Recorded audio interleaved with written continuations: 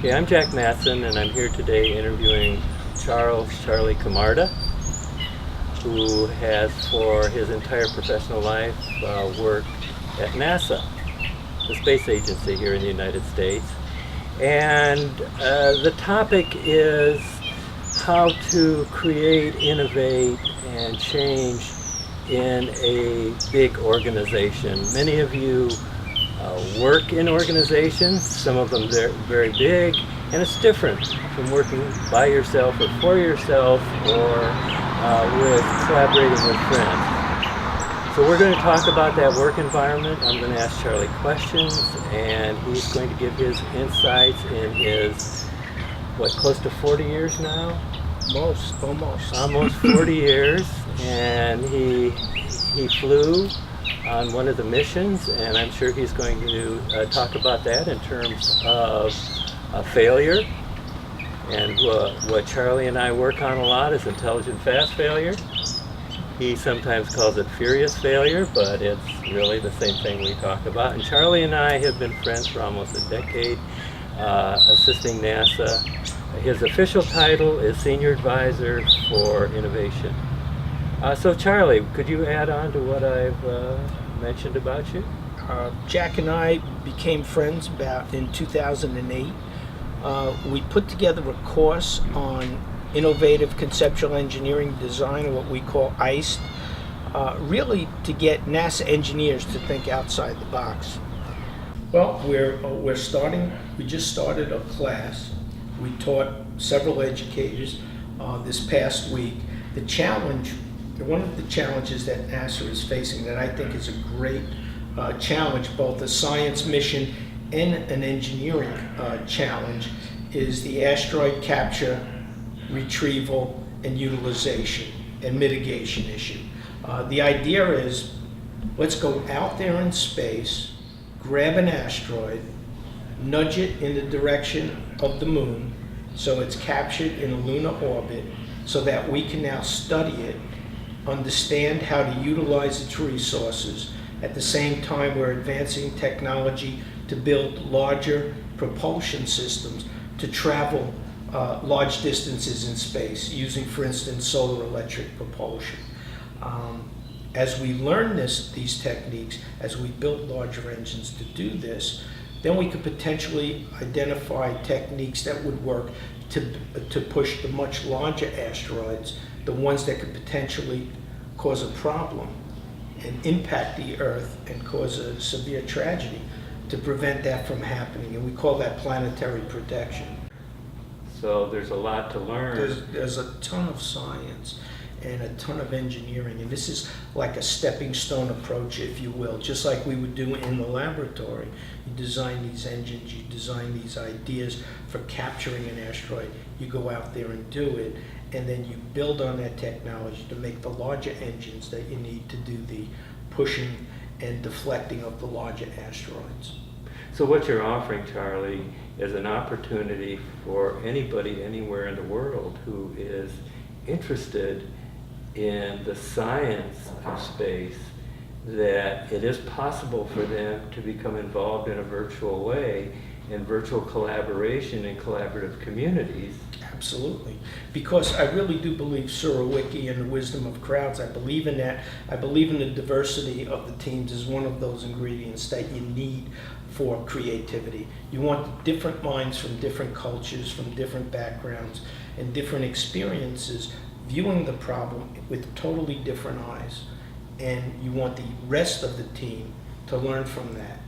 And I think you'll get a lot of aha moments. Okay, we're coming close to the end. What else would you like to say to the people out there all over the world? What other advice would you give them? I would say that as a mechanism to possibly get around the system, if they're trapped in a system that's bureaucratic and highly structured, and maybe in a culture and environment that stifles creativity, we have the internet. You have access to every other person around the world. We can create an environment where alternate points of view, alternate ideas can take shape and form and make a difference. And what you seem to be suggesting, Charlie, is in an organization, whatever that organization is doing, you can form virtual networks inside that organization. Absolutely. And Absolutely. really assist the organization in that way, because most organizations are fairly structured. That's But right. now with the tools we have, they can get around it. And most organizations realize, or they hear, or they pay lip service to the fact that we should allow our good people or our people to spend 10 or 50% of their time on anything they want to do. And what they will realize is if they have these other epic challenges and problems that they can relate to and they can make a difference, it changes the way they approach life, the way they view life, and it reinvigorates their workforce.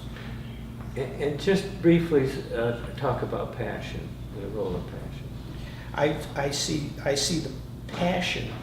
I've worked with engineers and researchers on our team that were frustrated with life and with the way NASA solves problems. Once they get their arms around and they get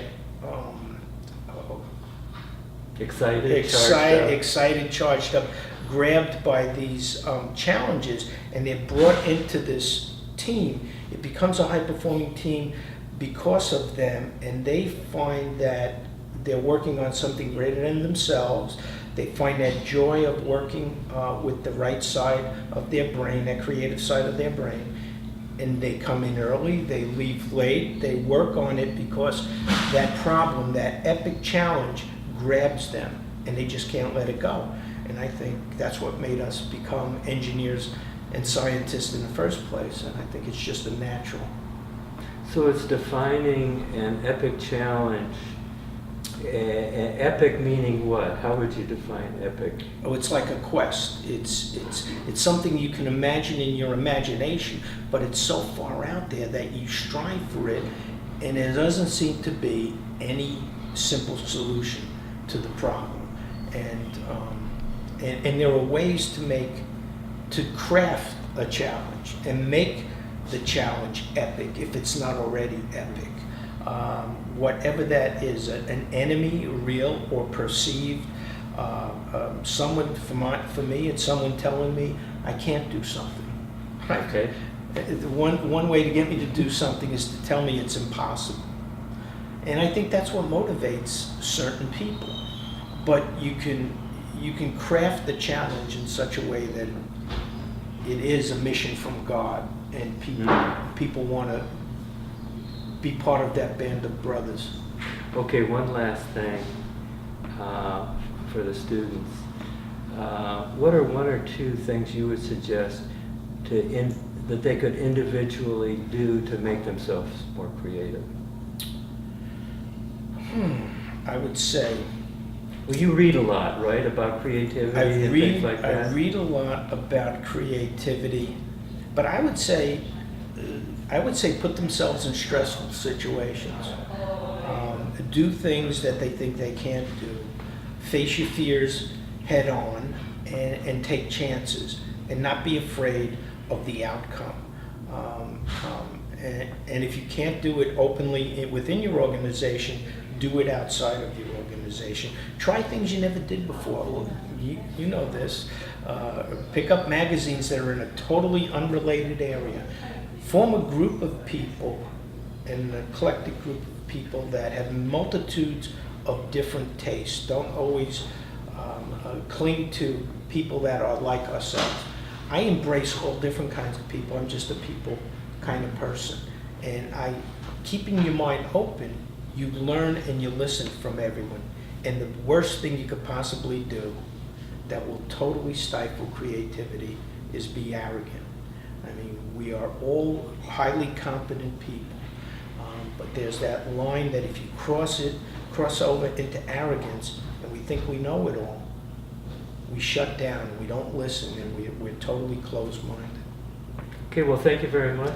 My pleasure. And you're part of the team, as you know, and Absolutely. you're assisting in putting this course together. We appreciate Absolutely. it. Thank you.